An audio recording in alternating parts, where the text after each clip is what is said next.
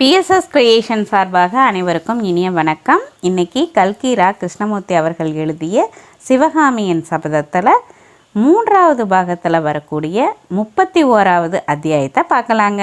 தலைப்பு புலிகேசி ஓட்டம்.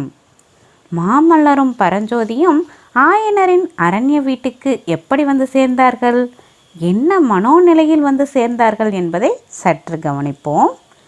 மணிமங்கலம் போர்க்களத்தில் மகேந்திர பல்லவரின் சிறு படை அடியோடு நாசம் செய்யப்படவிருந்த தருவாயில் மாமல்லரும் பரஞ்சோதியும் பாண்டியனை புறங்கண்ட குதிரைப்படையுடன் அங்கு வந்து சேர்ந்தார்கள். சற்று நேரத்துக்கெல்லாம் போர் நிலைமை அடியோடு மாறிவிட்டது. சளுக்க வீரர் பின்வாங்கி ஓட ஆரம்பித்தனர். அவர்களை தொடர்ந்து போய் அடியோடு அழித்துவிட்டு வர மாமல்லர் எண்ணிய சமயத்தில் போர்க்களத்தின் ஒரு மூலையில் மகேந்திர பல்லவர் மரண காயப்பட்டு கிடப்பதாக செய்தி கிடைத்தது. மாமல்லரும் பரஞ்சோதியும் அவ்விடத்துக்கு ஓடி பார்த்தபோது காயப்பட்ட மகேந்திரரை பக்கத்து மணிமங்கலம் கிராமத்தில் இருந்த அரண்மனை விடுதிக்கு தூக்கி கொண்டு போய் சிகிச்சை செய்து வருவதாக தெரிந்தது. சிநேகிதர்கள் இருவரும் உடனே அவ்விடத்துக்கு சென்றார்கள். சிறிது நேரம் சிகிச்சைகள் செய்த பிற்பாடு மகேந்திரர் கண் திறந்து பார்த்தார். புதல்வனை கண்டதும் முதலில் அவருடைய முகத்தில் மகிழ்ச்சி தோன்றியது. மறுகணத்திலே மகிழ்ச்சி பாவம் மாறி அளவற்ற வேதனையும் கவலையும் அந்த முகத்தில் பிரதிபலித்தன. மகனே, உனக்கு பெரிய துரோகம் செய்துவிட்டேன், என்னை மன்னிப்பாயா என்று அவருடைய உதடுகள் முணுமுணுத்தன. அப்பா, நீங்கள் கவலைப்பட வேண்டாம், நாங்கள் தான் சரியான சமயத்துக்கு வந்து சேர்ந்து விட்டோமே, சளுக்கர்கள் சிதறி ஓடுகிறார்கள் என்று மாமல்லர் சொல்லும்போதே மகேந்திரர் நினைவை இழந்து விட்டார். மாமல்லரும் பரஞ்சோதியும் மகேந்திர சக்கரவர்த்தியை பத்திரமாக காஞ்சி நகருக்கு கொண்டு போக ஏற்பாடு செய்துவிட்டு போர்க்களத்தின் நிலைமையை ஆராய்ந்தார்கள். மகேந்திர பல்லவருடன் காஞ்சியிலிருந்து புறப்பட்டு வந்த சைனியத்தின் பெரும்பகுதி வீரர்கள் மணிமங்கலம் போர்க்களத்தில் வீர ஸ்வர்க்கம் புகுந்து விட்டதாக அறிந்தார்கள். சேனாதிபதி கலிப்பகையாரும் அந்த போர்க்களத்திலேயே உயிர் துறந்த செய்தி தெரிய வந்தது. மேலே தாங்கள் செய்ய வேண்டியது என்ன என்று மாமல்லரும் பரஞ்சோதியும் யோசனை செய்தார்கள். காஞ்சி நகரை சுற்றிலும் இன்னும் பல இடங்களில் சளுக்க வீரர்களின் சிறு படைகள் ஆங்காங்கே கிராமங்களில் புகுந்து ஜனங்களை ஹிம்சித்து கொண்டிருப்பதாக அவர்களுக்கு தகவல் தெரிய வந்திருந்தது.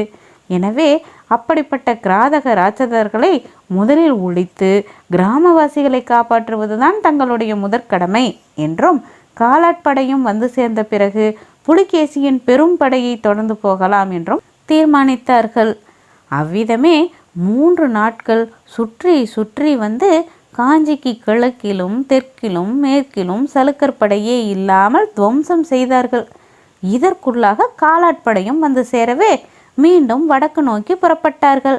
காஞ்சிக்கு வடக்கே 3 காத தூரத்தில் சூரமாரம் என்னும் கிராமத்துக்கு அருகில் ஒரு பெரும் போர் நடந்தது. இங்கே சளுக்கர் படைக்கு தலைமை வகித்தவன் தளபதி சசாங்கன். இந்த சண்டையில் தளபதி சசாங்கனும் சளுக்க வீரர்களில் பெரும் பகுதியினரும் மாண்டார்கள். மற்றவர்கள் பின்வாங்கி சிதறி ஓடினார்கள். பல்லவர் படை அவர்களை துரத்தி கொண்டு வெள்ளாறு வரை சென்றது. தளபதி சசாங்கனை பின்னால் நிறுத்திவிட்டு புலிகேசி சக்கரவர்த்தி முன்னதாகவே வெள்ளாற்றை கடந்து போய்விட்டதாக மாமல்லரும் பரஞ்சோதியும் அறிந்தார்கள். மாமல்லர் வெள்ளாற்றையும் கடந்து அப்பால் புலிகேசியை துரத்தி கொண்டு போக விரும்பினார். கலிப்பகையின் மரணத்தினால் இப்போது பல்லவ சேனாதிபதியாகிவிட்ட பரஞ்சோதியார் அதற்கு ஒத்துக்கொள்ளவில்லை. பிரபு, சக்கரவர்த்தியை எந்த நிலைமையில் நாம் விட்டுவிட்டு வந்தோம் என்பது தங்களுக்கு நினைவில்லையா? அவரை அப்படியே விட்டுவிட்டு நாம் நெடுகிலும் போய்கொண்டே இருப்பது நியாயமா? கலிப்பகையும் போர்க்களத்தில் காலமாகிவிட்டார். நாம் இல்லாத சமயத்தில் சக்கரவர்த்திக்கு ஏதேனும் நேர்ந்துவிட்டால் பல்லவ ராஜ்யம் என்ன கதியாவது? சளுக்கர்களால் சூறையாடப்பட்டும் ஹிம்சிக்கப்பட்டும் தவித்து கொண்டிருக்கும் கிராமவாசிகளின் கதி என்ன? அவர்களுக்கு அன்ன வஸ்திரம் அளித்து காப்பாற்றும் கடமையை யார் நிறைவேற்றுவார்கள்? மதுரை பாண்டியன் மீண்டும் பல்லவ ராஜ்யத்தில் பிரவேசிக்க மாட்டான் என்பது என்ன நிச்சயம்? பிரபு, இதையெல்லாம் யோசித்து பார்த்துவிட்டு சொல்லுங்கள் என்றார் பரஞ்சோதி. மகேந்திரருடைய தேக நிலைமையை பற்றி குறிப்பிட்ட உடனேயே மாமல்லருடைய மன உறுதி தளர்ந்து விட்டது. சற்று நேரம் தலை குனிந்தபடி சிந்தனையில் ஆழ்ந்திருந்தார். பின்னர், சேனாதிபதி, நீங்கள் சொல்லுவது உண்மைதான். அது மட்டுமல்ல, நாம் இப்போது நமது சைனியத்துடன் முன்னேறினால் அவர்களுக்கு வேண்டிய உணவுப் பொருள் இல்லை. போகும் வழியில் ஏற்கனவே சலுக்க அரக்கர்கள் கிராமங்களை சூறையாடி கொண்டு போகிறார்கள். அவர்களுக்கு பின்னால் நாமும் போனால் கிராமவாசிகள் எங்கிருந்து உணவளிப்பார்கள்? நாமும் சேர்ந்து அவர்களை ஹிம்சிப்பதாகவே முடியும். எல்லாவற்றுக்கும் காஞ்சிக்கு திரும்பி சென்று தந்தையின் உடல்நிலை எப்படி இருக்கிறது என்று தெரிந்து கொள்வோம். தக்க ஏற்பாட்டுடன் பிறகு திரும்புவோம் என்றார். காஞ்சியை நோக்கி திரும்பி வரும்போது ஆங்காங்கே கிராமங்களில் சலுக்க வீரர்கள் செய்துள்ள அக்கிரமங்கள் அவர்களுடைய கவனத்தை கவர்ந்தன. ஊர் ஊராக வீடுகளிலும் குடிசைகளிலும் வைக்கோற் போர்களிலும் அறுவடைக்கு ஆயத்தமாயிருந்த வயல்களிலும் சலுக்கர்கள் தீ வைத்திருந்தார்கள். எங்கே பார்த்தாலும் ஒரே சாம்பல் மயமாய் இருந்தது. பல்லவ நாடே ஒரு பெரிய பயங்கர மசான பூமியாக மாறிவிட்டதாக தோன்றியது. இன்னும் சில கிராமங்களில் வீடுகள் தீப்பற்றி எரிந்து கொண்டிருந்தன. ஆங்காங்கு ஜனங்களின் அழுகை குரல் எழுந்தது. மாமல்லரையும் பரஞ்சோதியையும் கண்டதும் ஜனங்கள் உரத்த சப்தமிட்டு புலம்பத் தொடங்கினார்கள். சலுக்க வீரர்கள் செய்த பயங்கர அட்டூழியங்களை பற்றி ஆங்காங்கே சொன்னார்கள். சிற்பிகள் கால் கை வெட்டப்பட்டது பற்றியும், இளம் பெண்கள் சிறைபிடித்து போகப்பட்டது பற்றியும், ஆடு மாடுகள் வதைக்கப்பட்டது பற்றியும் ஜனங்கள் சொன்னதை கேட்டபோது கோபத்தினாலும் ஆத்திரத்தினாலும் மாமல்லரின் மார்பு வெடித்துவிடும் போல் இருந்தது. நாக்கு உலர்ந்து மேலன்னத்தில் ஒட்டி கொண்டது. பரஞ்சோதியிடம் தமது கோபத்தையும் ஆத்திரத்தையும் வெளியிட்டு 4 வார்த்தை பேசுவதற்கு கூட மாமல்லரால் முடியாமல் போய்விட்டது. சிற்பிகள் பலருக்கு நேர்ந்த கதியை பற்றி கேட்டபோது மாமல்லரின் இருதய அந்தரங்கத்தில் நல்ல வேளை, ஆயனரும் சிவகாமியும் காஞ்சி கோட்டைக்குள் இருக்கிறார்களே என்ற எண்ணம் ஓரளவு ஆறுதலை அளித்தது. எனினும் சிற்பங்கள் அழிக்கப்பட்டதை பற்றி அறிந்தபோது மாமல்லபுரத்து அற்புத சிற்பங்களுக்கு என்ன கதி நேர்ந்ததோ என்ற ஐயம் உதித்து மிக்க வேதனை அளித்தது. அதை நேரில் பார்த்து தெரிந்து கொள்வதற்காக மாமல்லரும் பரஞ்சோதியும் அதிவிரைவாக மாமல்லபுரம் சென்றார்கள்.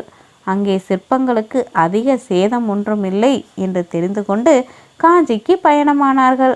மாமல்லபுரத்திலிருந்து காஞ்சிக்கு போகும் வழியில் ஆயனரின் அரண்ய வீடு இருந்ததல்லவா, அந்த வீட்டையும் பார்க்க வேண்டும். அதிலிருந்த தெய்வீக நடன சிலைகளுக்கு ஒன்றும் சேதமில்லை என்பதை தெரிந்து கொள்ள வேண்டும் என்று மாமல்லர் விரும்பினார். ஆயனரின் வீட்டு வழியாக போவது காஞ்சிக்கு குறுக்கு வழியாகவும் இருந்ததல்லவா. ஆயனர் வீட்டு வாசலுக்கு வந்ததும் கதவு திறந்திருப்பதை பார்த்தார்கள். உடனேயே இருவருக்கும் திக்கென்றது. வீட்டின் முன்பக்க தோற்றமே மனக்கலக்கத்தை உண்டாக்கிற்று. ஏதோ ஒரு மகத்தான விபத்தை பற்றி தெரிந்து கொள்ளப் போகிறோம் என்ற உள் உணர்ச்சியுடன் வீட்டுக்குள்ளே பிரவேசித்தார்கள். உடைந்தும் சிதைந்தும் அலங்கோலமாய் கிடந்த சிலைகளை பார்த்தபோது இருவருக்கும் தங்களுடைய நெஞ்சு எலும்புகள் உடைவது போன்ற உணர்ச்சி உண்டாயிற்று.